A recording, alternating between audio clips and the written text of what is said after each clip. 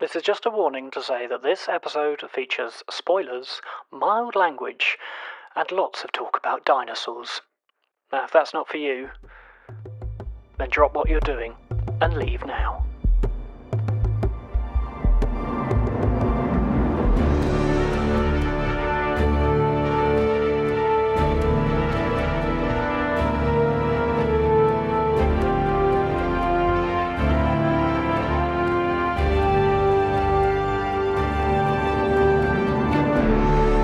Hello and welcome back to Road to Rebirth. I'm Roland Squire.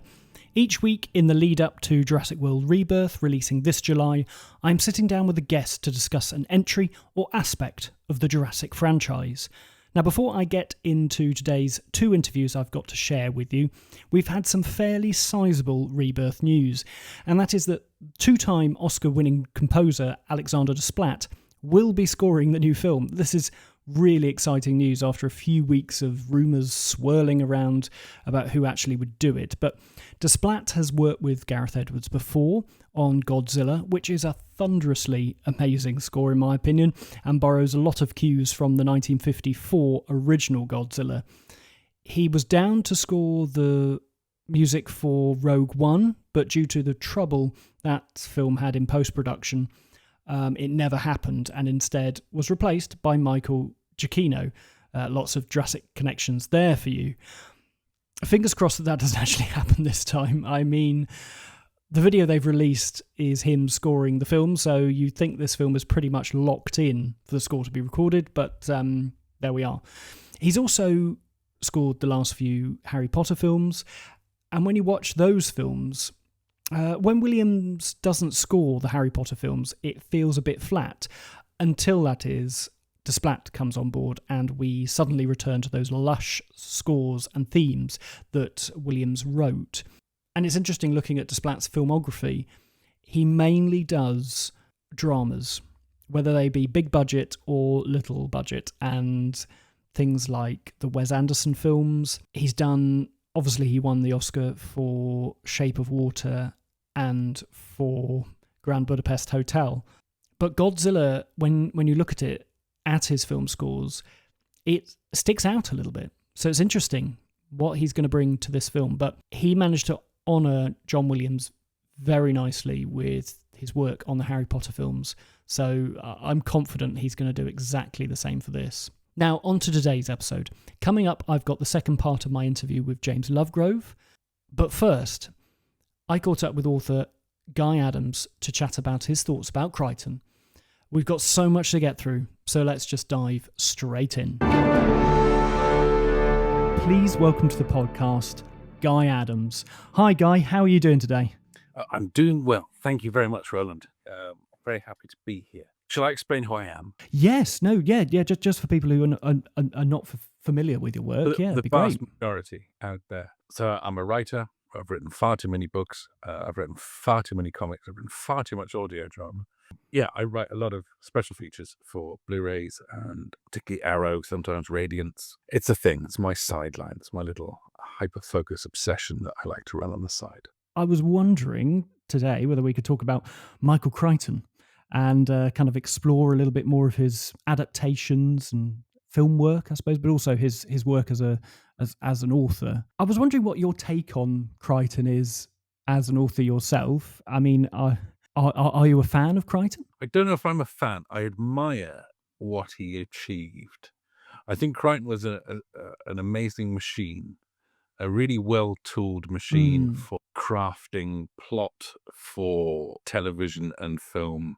Writers can often be really useless at monetizing themselves. They're terrible at monetizing themselves. They're terrible at having any confidence in themselves.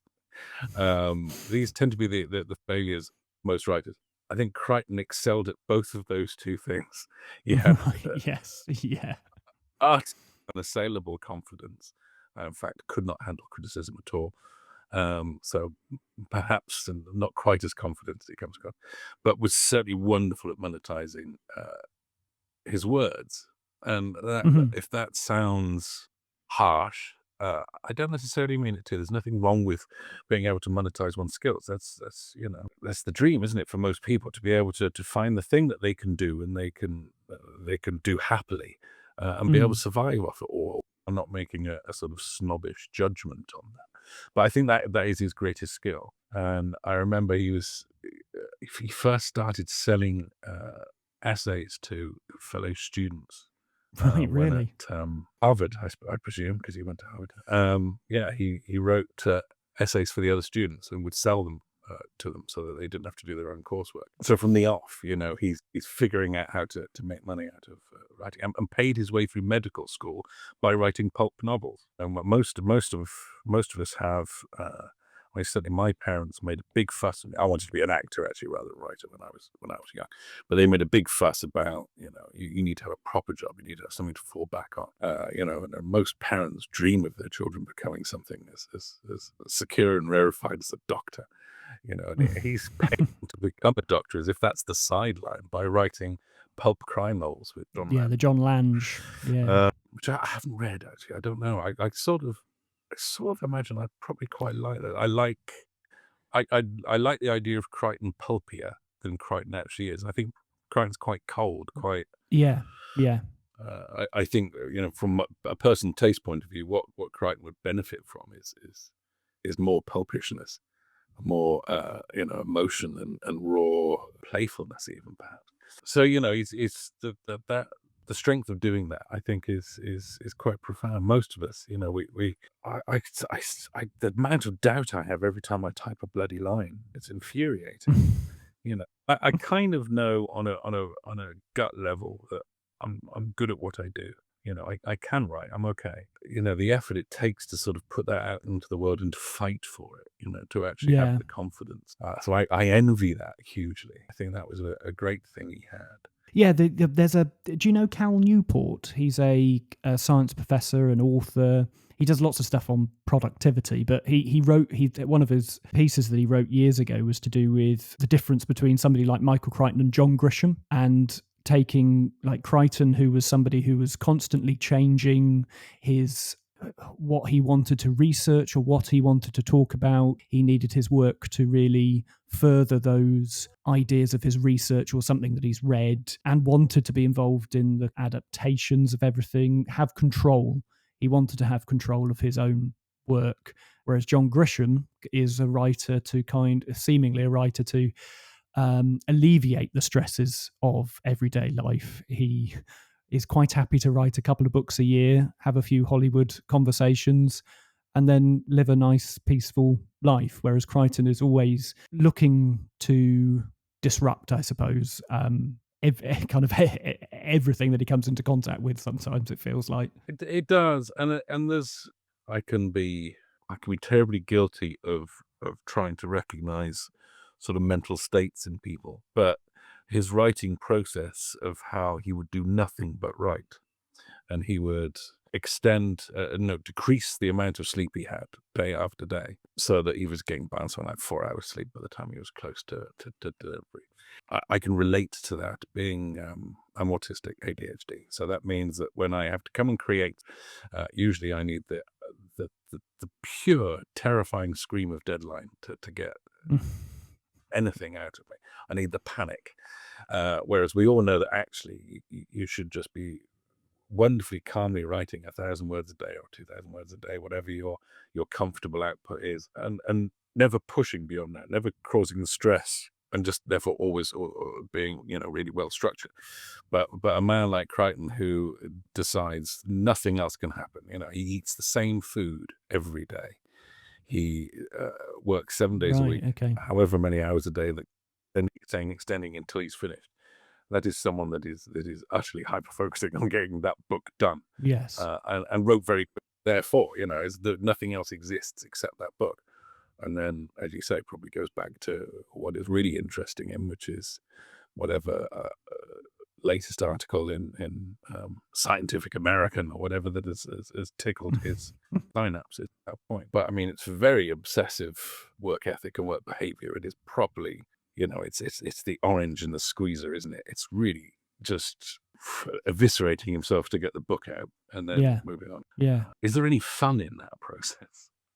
Yeah, I wonder. Michael Crichton ever have fun? That's my question. And this quite nicely makes me lead on and talk about his adaptations, because he was writing as an author, and then quickly after the release of Andromeda Strain in 1971, which was directed by Robert Wise, he then suddenly was propelled into Hollywood and was writing and directing almost instantly. You know, I'm going to do this now. I'm going to be a director. I'm going to be a writer for film. For a lot of his adaptations, is what I spoke to James about a couple of weeks ago, and the fact that he doesn't get humans. He doesn't. It's more what they can do for him, and so it seems like with his adaptations, he needs other people to come on and provide the human element. And the one that came after Jurassic Park, which was Twister, which I've actually just watched this morning for the first time since probably about 1997. I read that Joss Whedon was brought in to, I suppose, add some humour and fun to the character's dialogue. Wait, Joss Whedon was your go-to person at that point for really warm humaning. We might look back on that and find that bizarre, but he was, you know. Yeah. Marvel used him for exactly the same reasons. I always think it's interesting that probably Crichton that is cinematically most perfect is pairing with Spielberg, who is the heart on screen you'll ever see. You know, I mean, Spielberg is. It's wrong to say Spielberg's not cerebral. You know, he's got a good brain on him, but he feels he is about the experiential creation of the story. It's not about the intellectual exercise of, isn't that an interesting idea? It's about how do I now experience that idea, and Crichton needed that so desperately. Your conversation with James, we're all friends, but before I sound like I'm dissing Lovegrove, I'm not. Made an interesting point for me. He was talking about how in the book, Crichton's explanation of how dinosaurs are created is very scientific and quite, you know, and grounded, and then you get to the film, and I think James felt he didn't like the idea that Spielberg turned it into this snappy moment that's an animated sequence with, you know, your cuddly doctor explaining to the kids how they made dinosaurs.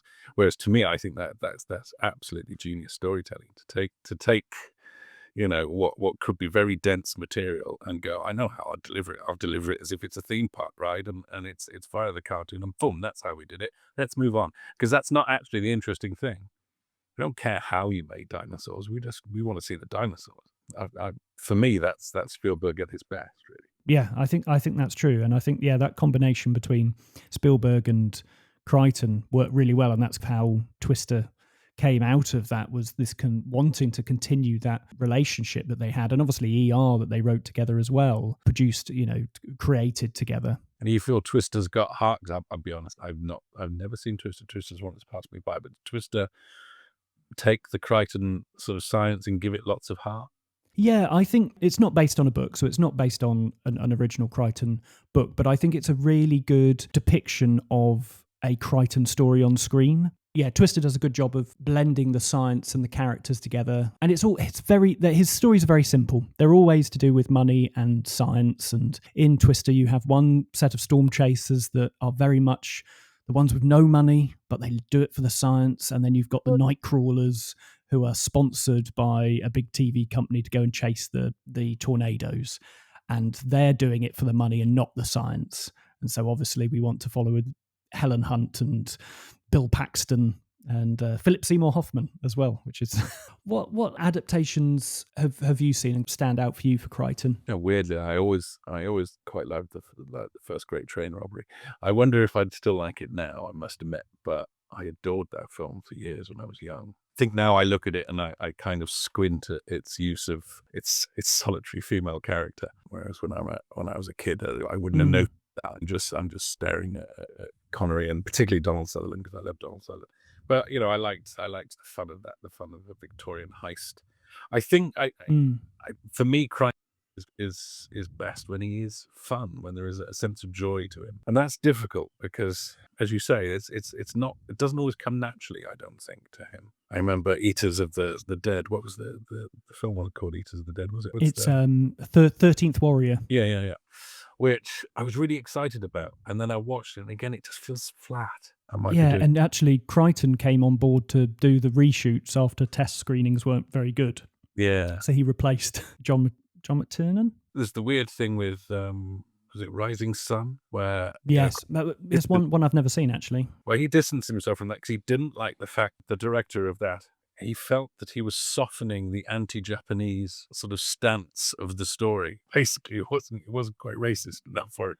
So he distanced himself from it, which is quite a bizarre line to take. And have you seen what's your take on like Terminal Man or Westworld? Well, Tonal Man is a rare case, I think, where actually it is pure Crichton cold, and yet Crichton's not that involved in it, which is interesting. It's I mean, the idea obviously is Crichton's, and the story is Crichton's, but he wasn't particularly involved in the production of the film, and yet it has that. There's a real quality to some 70s sci-fi where it feels like this sort of this dog whistle whine of really clinical kind of. The colors and the feel of the film are blues and cold. And George Siegel, who's such a warm, avuncular performer, in this is utterly against type, which again is actually really interesting. I like it more than I understand why. I can think of lots of reasons why I shouldn't like its sort of austerity, and yet it works. I think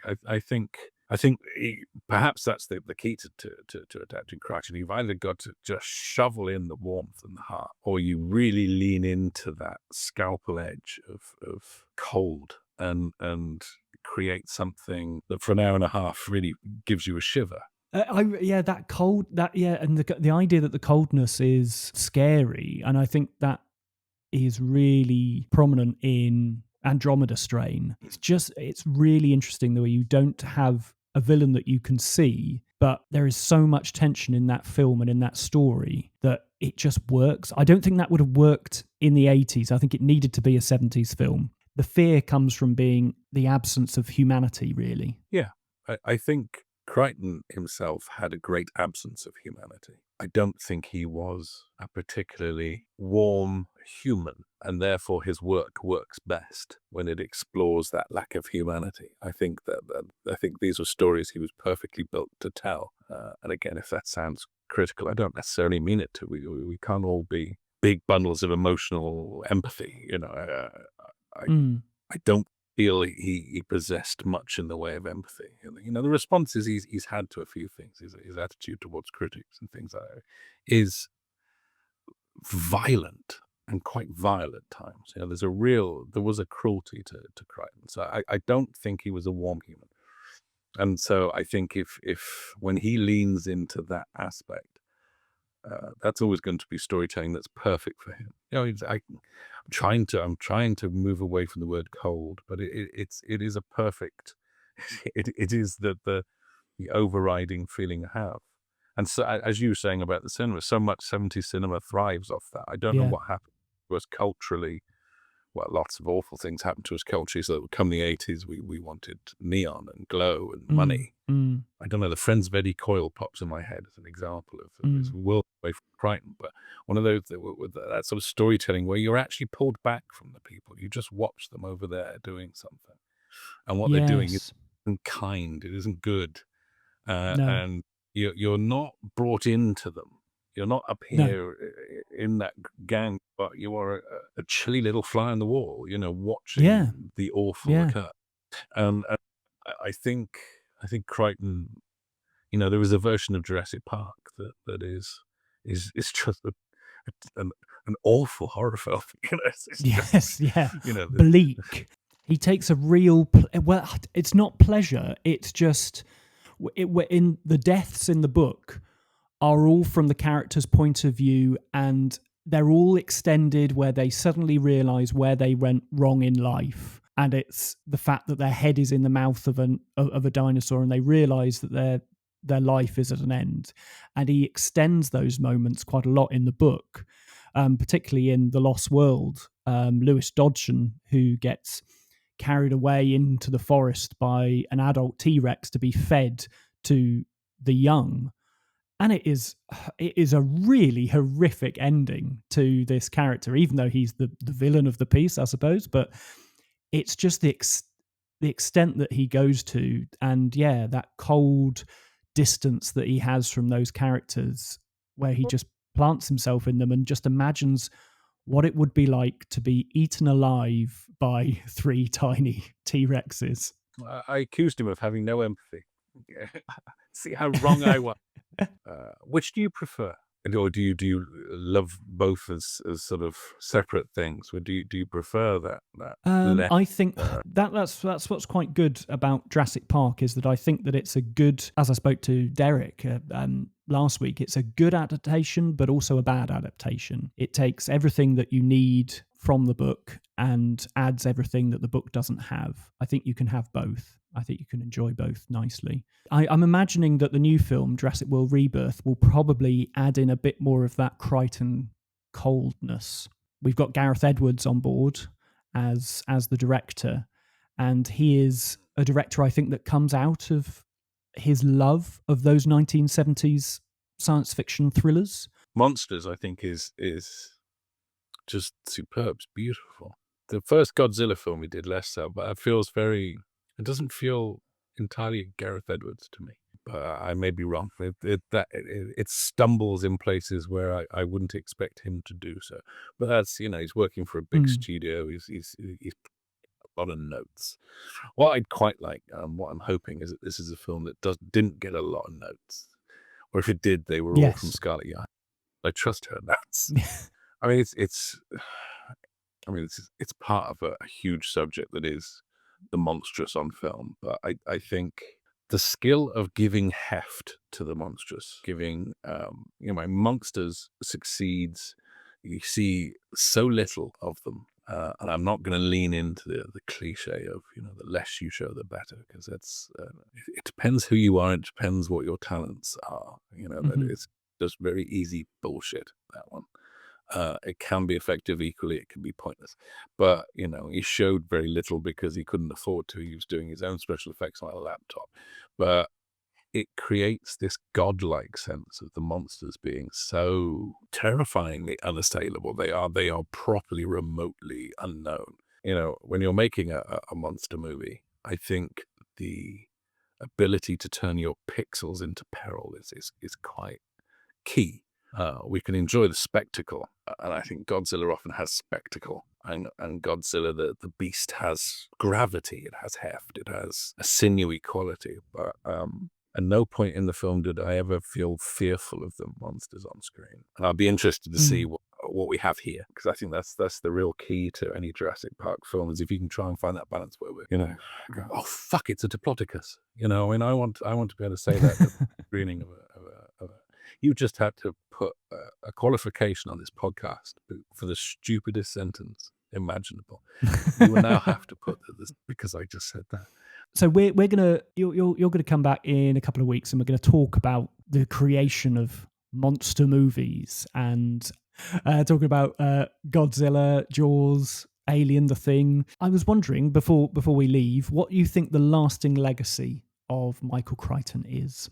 There's a really cynical answer, and that's just the sheer weight of product. And I'm thinking in cinematic corporate terms here, of franchise, of you think purely the sheer gravitational weight that is the Jurassic Park franchise. Westworld, the other theme park that goes wrong. These are massive islands. I'm talking about Wes Craven in an article at the moment, and you have this weirdness of Wes Craven managing to sort of go, I tell you what, I'll have two major, franchises. I'll create two big islands in cinema, and I think Crichton has a lot. Because all of those other films are successful and continue to roll on to be successful. We don't often talk about disclosure, but it's still making someone a lot of money somewhere, probably. I presume it continues to pay for itself quite handsomely. That's not to be sort of sniffed at, really. It may not seem like an artistic consideration, but if you just look at on the pure level of how many people working in this industry have received regular paychecks thanks to these huge sort of icebergs of commercial stuff that have existed because of Crichton. It's quite something. Is that a bad thing? I don't know. I don't think so. I don't think so, really. It's a different consideration. It's not the consideration most of us sort of as creatives would want someone to say, perhaps. I don't think he would mind it, though. I think for me to say that, the main thing, Crichton made a lot of people very, very rich. I think he would be sort of happy about that. This sort of global warming of cash there, that would salt the wound slightly. But, I think that's quite an achievement. And I can't think of many writers that did it so, you can Stephen King, but to have done it in so many different areas, medical's TV series, a monster movie franchise that isn't for kids but skews family. All these weird different islands of stuff that are so different from each other, while they may have this thread through them. I think that's quite something. Most people find one thing, hit at it, and if they're really lucky, they succeed. He succeeded in a lot of different areas. And good for him. If we shift and talk about the sequel, which is a big moment for Michael Crichton. This is the only sequel that Michael Crichton wrote. So that was released in 1995, I believe. Yeah, he didn't want to do it initially because, as you say, he'd never written a sequel before. But I don't think anyone could deny how successful the film was, and therefore the book would have been caught up in the slipstream had it not already been successful in its own right. And I think that, the case is that Spielberg wanted to make a sequel, and so Crichton said, he's quoted as saying that a sequel was a very difficult structural problem because it has to be the same but different. If it's really the same, then it's the same, and if it's really different, then it's not a sequel. So it's in some funny intermediate territory. And I have to say that there is a sense of The Lost World that he's not as comfortable with it as he was with the first book. It's a very different proposition, and there are dissimilarities. But it's interesting that I certainly got the sense reading it the first time round that he wasn't happy with it, and he was less sure-footed with it than he was with the first one. I think that's fair to say. Definitely, I think it was something that was Spielberg persuaded him to do because he didn't want to do a Jurassic Park sequel without Michael Crichton being involved and providing the bedrock narrative for him. Yes, you can see that in the movie, Spielberg has filleted the best bits out of the book, and then added an awful lot else. I think we David Cope did the screenplay, and he did the first film. And so between them, they conjured up an awful lot more. And again, they've taken away the scientific arguments and the sort of the intellectual cut and thrust, but replaced it with certainly at times a very exciting film with one or two incredibly memorable sequences in it. Mm-hmm. But something has been lost along the way, no pun intended. Mm-hmm. But at the same time, I think the film version is the better version of the book, and maybe Crichton didn't want to write another thrill ride in the mode of the meaty Jurassic Park. Did what he wanted to do, perhaps in the knowledge that Spielberg would come along and Spielbergize it. It must be because it is a very different story. So we get away from that. And I never get the idea of how connected the island that they go to is to the original Jurassic Park. It borrows its title from Arthur Conan Doyle's dinosaur story, the original literary dinosaur story. Do you think he's trying to make allusions to that in the fact that this, even though the dinosaur manufactures and is InGen again, but it almost has a feeling that this could be somewhere lost to time? Well, he said, there are a couple of direct references because he talks about a paleontologist called John Roxton, who's named after a character in Conan Doyle book, Lord John Roxton. It's only sort of a couple of casual mentions. My feeling is that, in the novel, this is a kind of a free-range version of Jurassic Park. Yeah. And it's like, Blue Sky thinking out of the box place where they could just tinker around and see what comes out of it. But for those who don't know, The Lost World, the the Arthur Conan Doyle book, is set on top of a plateau in South America, where that's been so isolated from the rest of evolution that dinosaurs still roam there, as do a sort of tribe of primitive ape men as well. And it's a wonderful book. I mean, I love it, and it's the one that introduced the world to Professor Challenger, who's Conan Doyle's second known character, who is this enormous, booming, bearded scientist / explorer who just rides roughshod over everyone. He's rather wonderful. I think you're right. I think Crichton wanted to do that kind of what if they were just dinosaurs for no good reason. Yeah. But let's just have some fun with these dinosaurs who've created their own ecosystem, who are just roaming wild, and see what happens with that. And then put people into that. And this time, it's like Jurassic Park, but there are no guardrails. There's no security system. It's uncontained. It's unconstrained. It's much less safe, and therefore, for the readers at least, there's greater potential for dengue excitement and Diane chomping people. What was your first reaction to The Lost World coming out? Did you read it all in one go? I not quite, but funnily enough, I reviewed it for the science fiction magazine Interzone, the late lamented Interzone at the time, and I was rather snippy about it, and I do regret that, because having reread it recently for this podcast, I enjoyed it a lot more the second time around. The first time around, I said something like, Crichton has to twist plot and motivation into pretzel shapes, and although there is the occasional palm sweat moment, for the most part, the T-Rex chases and raptor attacks and all-terrain vehicle crashes are lackluster and perfunctory. They're not because they belong, but because they are expected.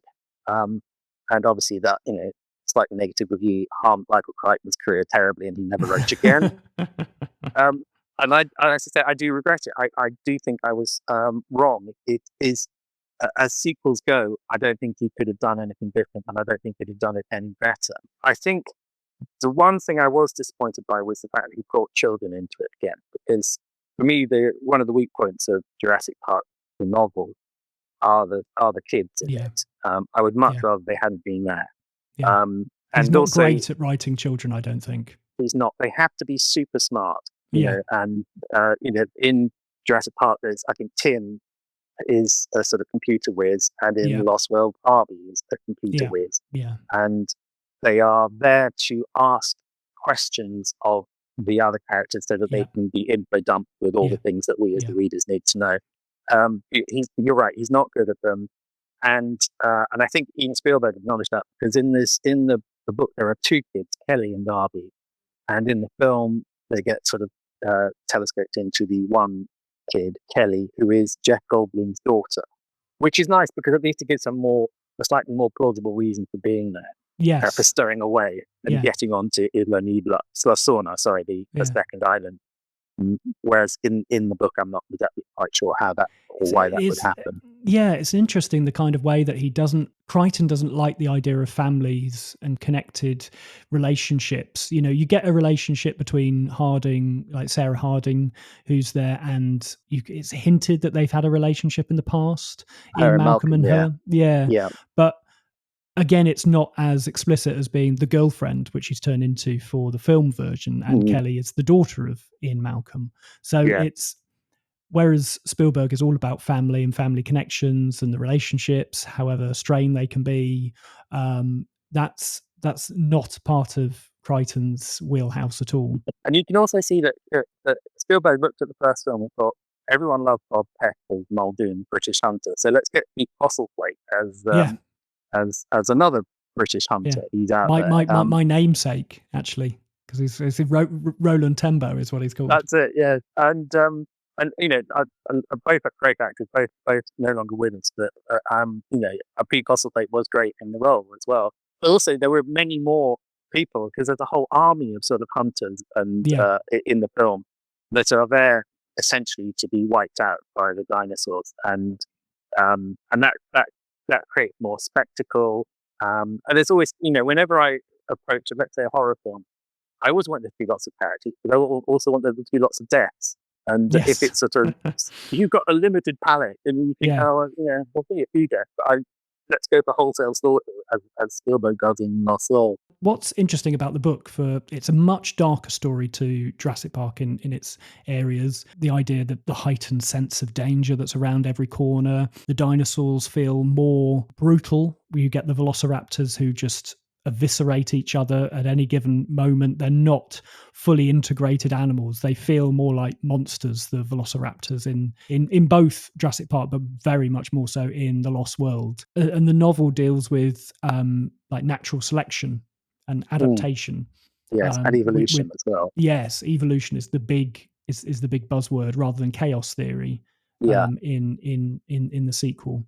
Yes, Ian Malcolm's an expert in evolution for this time as well. Yes, he's managed to survive, and he's obviously been doing some reading while he was laid up in the Costa Rican hospital. Yeah, he's like, I know what I'm annoyed with now. It's evolution. I'm going to go lots of lectures about evolution, even while we're being chased by dinosaurs. Well, I was going to say that not only are the dinosaurs more brutal, but the people are more brutal, because there is Sarah Harding on the way over, on the boat over to Isla Sorna.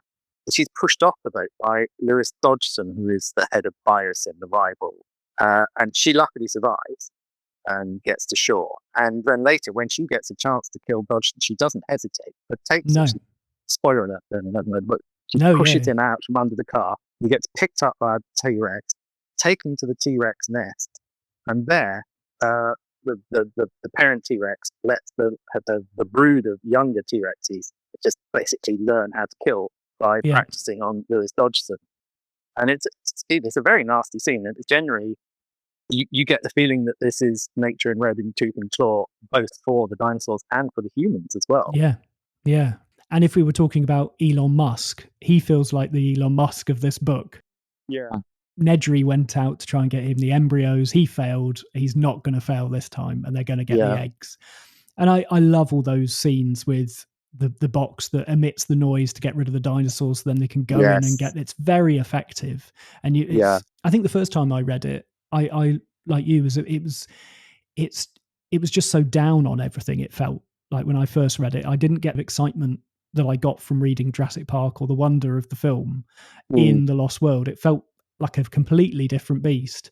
And actually reading it the second time, I've enjoyed it a lot more. There's elements that I can see within the story that I'm like, why haven't they done any of these bits in the films? It's all sitting there. Yeah, and definitely Lewis Dodgson as this, he's the villain of the piece. He's the Hammond of, I take it Hammond is the villain of Jurassic Park. You have to think that someone has to be, because the dinosaurs are sexually chaotic neutral. But I wonder if the choice of Lewis Dodgson's name as well, because it's a sort of amalgamation of Lewis Carroll and Charlotte, which Dodgson was Lewis Carroll. And that seems to be a deliberate choice, as though I know he's in the first book, but in The Lost World, he's there. This is sort of almost a fantasy, like Alice Through the Looking Glass or Alice in Wonderland. This is a Wonderland, but an incredibly dangerous one. Ah, that's interesting. Yeah, I'd never made that connection between his name and But it seems Crichton is too smart a person not to realise that reference. Yeah. Having said which, in Rising Sun, the main character is called John Connor, and I always wondered, did you actually watch the Terminator film? There's quite a well-known John Connor who's been out, because that book came out in the sort of 90s. So I do wonder, how plugged into popular culture Michael Crichton did. But I don't think he would have done Lewis Dodgson's name by mistake. No, that feels like a deliberate addition. And it's interesting that the world that they go into, the Lost World, it feels like Arthur Conan Doyle's Impenetrable. And you just go, why on earth would anybody ever make anything here? Well, I think, because the dinosaurs on Isla Sorna are fated to die, because their lifespans have been artificially shortened. There's something about they're fed dead sheep, and that could create prions, which essentially are going to kill them. And also the ecosystem is going to fail because there aren't enough herbivores to support the carnivores.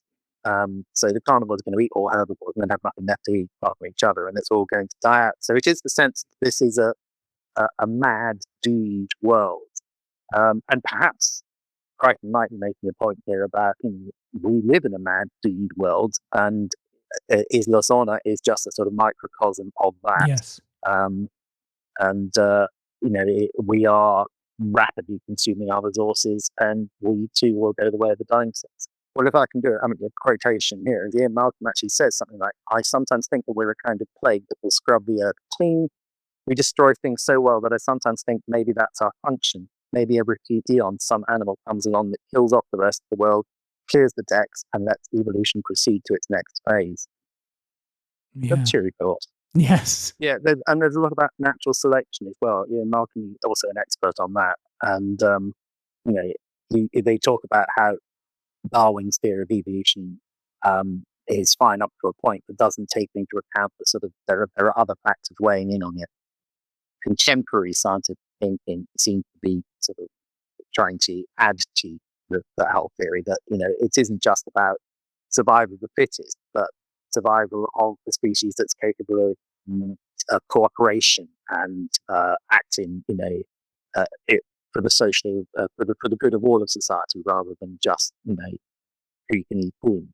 And I think that's an interesting thing. It sort of runs counter to the argument that the Lost World, the island, presents, which is that the rapacity will result in extinction. Ian Malcolm, when he talks about natural selection, suggests perhaps the capacity to look after one another and work as a society may be what saves us. Yeah, you can see the difficulty that Spielberg had. Imagine being presented with The Lost World, the manuscript, and having to make that into your film. Again, like Jurassic Park, but it feels even more so with The Lost World, the big ideas that Crichton is putting in, that you can't have an action film with these stop moments of Malcolm talking about kind of the state of the world. Yeah. Essentially telling the audience you're all going to die.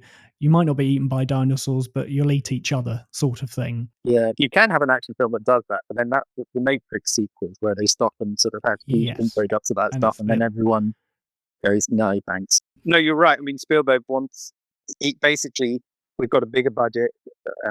The computer graphics have improved by leaps and bounds already, so we can have many, many more dinosaurs and do an awful lot more. So let's take elements like the baby T-Rex with the broken leg, and the super cool souped up land cruisers, and the motorbike chase as well. I think there's motorbikes in the there's the motorbike that kind of at the when they go through the hunter scene, they go through the legs of all the dinosaurs and stuff.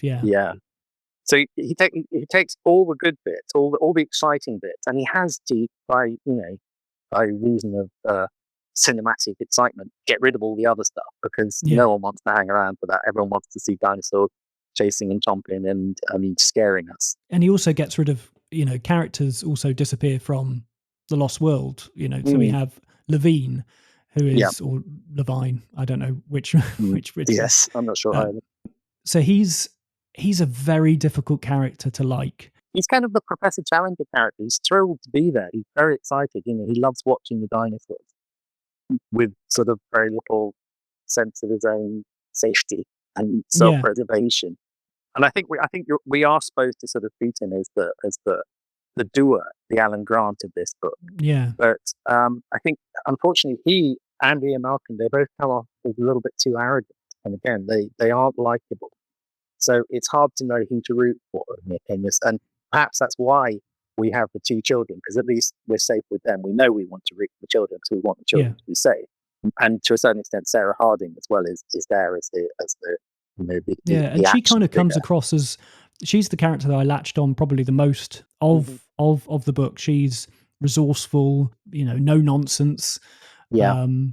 He's writing The Lost World having seen Jurassic Park and knowing that it's Jeff Goldblum. And a lot of writers, I'm thinking about Dan Brown. I'm thinking about Dan Brown and the Da Vinci Code, where the character suddenly turns into Tom Hanks after the first first couple of books. Like Harrison Ford in the early books or something. And much to say, but Ian Fleming, after Sean Connery with James Bond, gave him a Scottish father, just to sort of, to cement the Scottishness of Connery. He doesn't feel the need to do that with Ian Malcolm. He still doesn't feel like Jeff Goldblum in the second one. I think he stuck to his guns in that he wasn't somebody that was going to be pushed into writing this story in the way that other people wanted him to write it. Which I respect. Do you think it's a necessary follow-up? Did we need a follow-up to Jurassic Park? I think readers wanted it, and as an author, Crichton has to sort of accept sometimes that the audience are there to be entertained, and you have to accept what they want, and sometimes put that above your own needs and desires. I actually did it for the money solely, and I think that he probably felt, well, I can work out a way of doing a sequel that satisfies both me and what people expect of the sequel. I suspect, as I say, I think he did the best job he could under the circumstances. And I think the one thing the movie did, which was very much a sort of playing to the crowd, was then having the dinosaurs, a dinosaur, end up in San Diego and go rampaging through the streets there, which is not in the book at all.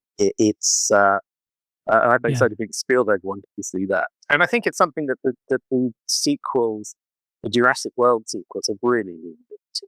That why not just have dinosaurs become part of the fabric of civilization now, and how would we deal with this intrusion of wild madness into our lives? And I suspect Crichton would not have gone that far. And if he had to do it, he was asked to do a second sequel, and he may well have. I don't know. I don't know whether he would have gone that or not. I wonder if he might have, because a lot of his books are about sort of apocalyptic elements being introduced into our world and how we deal with it, from the Andromeda Strain through to, which is about a deadly microalien in space, isn't it? Yeah. Next is about genetic modification, and Prey is about nanotechnology. Yeah, and all of these things. Fantastic book. I really like Prey. Yes, Prey is great. That's one with the swirling cloud of nanites that basically just whittle you down to nothing. So I think he was. If one of the themes of Lost World is the potential for humanity to extinguish itself, then a third Jurassic Park novel could have had dinosaurs ruling the earth, actually ruling the earth, and humanity, running in fear or having to cope with this. Yeah, they have the thing in the Lost World of the DX, which is the disease that the dinosaurs have, and they seem to be the mystery element of the Lost World, like the mystery element of Jurassic Park is dinosaurs on the mainland of Costa Rica, and they're spreading a disease to humanity. That seems to be what's going on. And Levine, I don't know how seriously, but at the end, Levine is just like, I don't know whether I feel very well, when me and Malcolm's telling him all about it. And, you don't know whether he's just a hypochondriac. Yeah, you get the idea that maybe Michael Crichton would have gone down that route. And if they have this transmissible disease, that perhaps could, wipe out 80% of the population, then we would be, at the mercy of the dinosaurs who would proliferate, and we would become their prey. That could be an interesting book. I mean, I imagine that people have done books like that, but I think it would have been fun to have Crichton take. How much have you seen all of the latest? I've always watched Jurassic Park. I love them. The third one was okay, had moments, and I think, was it the third one that had the chameleon dinosaurs in it, or was that one of the Jurassic World ones? So the first Jurassic World had and that ties into the Lost World with. Again, that's something, reading these books, having seen the Jurassic World films, and the little elements that are taken out of the Lost World and Jurassic Park and put into those films. Like the Carnotaurus is a chameleon dinosaur, and that's a standout moment from the book, I think. And it's not it's not done to the same degree as from Jurassic World. It's such a fabulously creepy moment when they are switching on and off the light, and they're trying to trick the animals into revealing themselves. Yeah. The visuals of it would have been amazing. Yeah, you're right. I think the later movies they are sort of just trying to pitch in the carcassy of the Crichton books to get bits here and there, which is fine. I have enjoyed them, like I said, and I'm looking forward to the new one. Because I think which has mutant dinosaurs in it. I think they've really gone full throttle with this one. I can't say I enjoyed the third Jurassic World maybe much, but I can't remember much about it.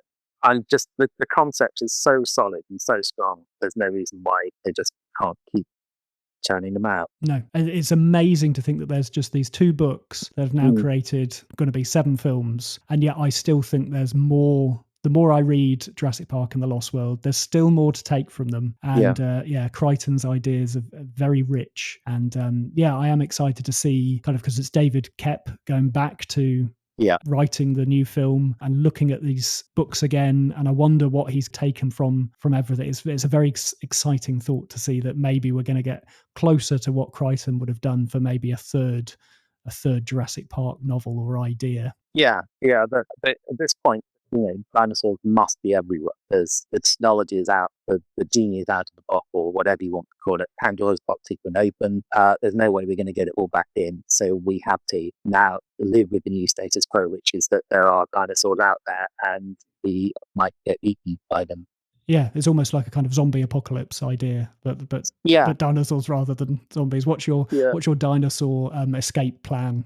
I would living in Eastbourne. My zombie escape plan is to go onto the pier, close the gate, and then hopefully you'll be safe. You can live at the edge, and you can live off and fish. You can fish off the end of the pier, and that way you'll be safe from zombies. And I would think dinosaurs too. Well, fabulous. I'd just like to say thank you so much for joining me today to talk about these two books. And so what are you currently working on at the moment? I'm working on a couple of projects, which unfortunately I'm not allowed to talk about because they're still sort of, one of them is definitely happening, but it's a property that is still, it's a video game that's just been released and I'm not really able to talk about it. And the other is fiction for a very exciting worldwide intellectual property. It's a series of movies mostly. I've been some novels set in that world, but again, it's just at the pitching stage, so it's all a bit tentative at the moment. My next actual book is out in June, and it's a retelling of the original Galactus story by Stan Lee and Jack Kirby, featuring the Fantastic Four, and it's coming out more or less contemporary with the Fantastic Four movie First Steps, which I think has Galactus in it. I've been a Marvel fan my whole life, and it's just been wonderful here to play around in that particular sandbox. Amazing. And where can people find you online? JamesLovegrove.com. I also am on Facebook and Twitter /X. I'm not a great user of social media, I'm afraid. And my books are available in all good bookstores. Amazing. Well, I hope we can talk once the Rebirth, Jurassic World Rebirth comes out, and we can have a little chat about that as well. But I'd just like to say thank you so much for joining me today. It's been an absolute pleasure. No, I've really enjoyed it. I've loved talking about these books. It's great to read it, and like you, I'm very excited about the new film. My huge thanks to both Guy and to James for those conversations, and I hope you enjoyed them as much as I did recording them. It's been amazing speaking to so many knowledgeable people over the past few weeks, and I can't wait to keep bringing these episodes to you. If you like what I do, please leave me a rating. Follow me on Instagram at Road to Rebirth Pod, or email the show at roadtorebirthpod@gmail.com with your thoughts about Rebirth or anything. Just let me know. Just let me know that you're out there. Anyway, until next week, when I'll be sitting down with Caleb Burnett to talk about Steven Spielberg's The Lost World, Jurassic Park, I'll say thank you very much for listening, and goodbye.